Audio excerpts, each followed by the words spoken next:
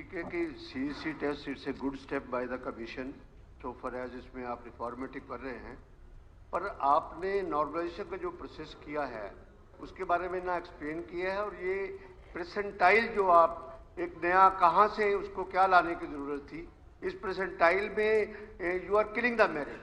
आप जो सीईसी में कॉमन एलिजिबिलिटी टेस्ट में जो मार्क्स आते हैं उसके बाद सोशो इकोनॉमिक के मार्क्स ऐड कीजिए, कोई दिक्कत वाली बात नहीं है, ये कुछ नहीं है। मैं एक छोटा सा पता नहीं इस फार्मूले को आपने कहाँ से पिक किया है, किस हिसाब से कैलकुलेशन होती है, कौन सा फार्मूला वो कमीशन में आप किस सिस्टम से फीड करते हैं, पर इंफॉर्मेशन के लिए सिर्फ एक एग्जांपल दूंगा उस बात के लिए कि अगर किसी स्टूडेंट्स के 80 मार्क्स हैं तो आप उसको परसेंटाइल में टॉपर मान के आप उसको 100 मार्क्स दे देते हैं।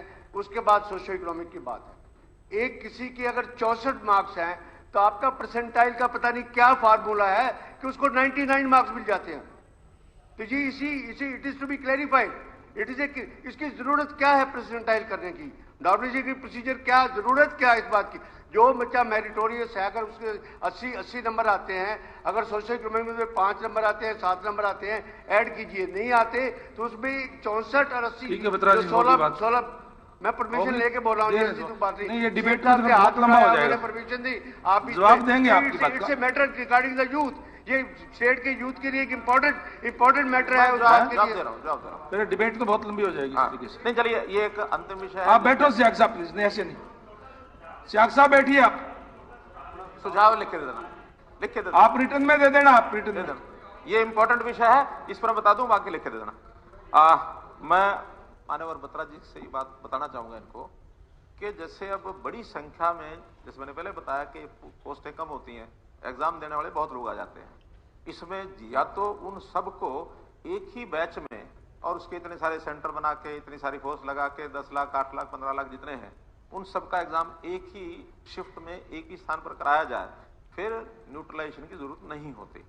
लेकिन अगर उसको कोई मान लो स्टाफ सिलेक्शन कमीशन ने किया कि हम एक साथ कराने में सक्षम नहीं हैं, हम तो 10 लाख हैं तो 2-2 लाख 5 शिफ्टों में कराएंगे, और 5 शिफ्टों में पेपर भी 5 अलग अलग होंगे, तो उनका जो हार्डशिप का लेवल है हर एक पेपर का, ये अलग अलग होता है। आप तो बहुत इन विषयों में से पारंगत होंगे, रहे होंगे। ये न्यूट्रलाइजेशन कोई यहां पहली बार हुआ ऐसा नहीं है, ये देश और दुनिया का नियम है।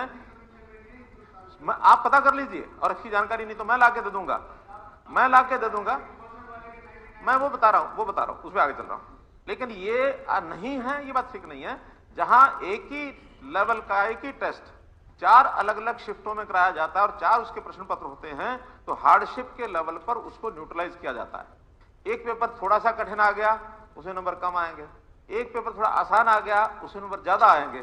तो ये भी बच्चे बहुत कोर्टों में जाके खड़े हो जाते हैं। सुन लीजिए, अब सुनने का भी थोड़ा मादा रखना चाहिए ना, सुनने का मादा नहीं, मैं समझा रहा हूं फिर भी नहीं सुन रहे। तो इसलिए मैं पता करा के दूंगा आपको किस किस बोर्ड में, किस किस कमीशन में कब कब ये न्यूट्रलाइजेशन हुए और अब कहां चल रहा है। तो वो न्यूट्रलाइजेशन का एक पहली बार किया, ये बात ठीक है कि ये पहली बार जेडब्ल्यू यूपीएससी में भी न्यूट्रलाइजेशन होती है, यानी ये तो ऑल इंडिया एग्जाम है, इनमें भी न्यूट्रलाइजेशन होती है। तो न्यूट्रलाइजेशन नहीं होती ऐसा नहीं है, तो और भी बोर्डों में बता देंगे लाके।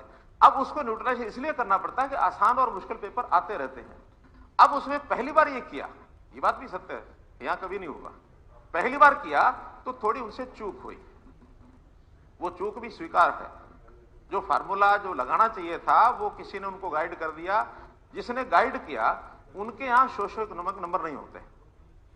उन्होंने कहा कि जो भी नंबर अचीव करेंगे जो स्टूडेंट, उस पर नॉर्मलाइजेशन कराइए और उस हिसाब से मेरिट बना दीजिए।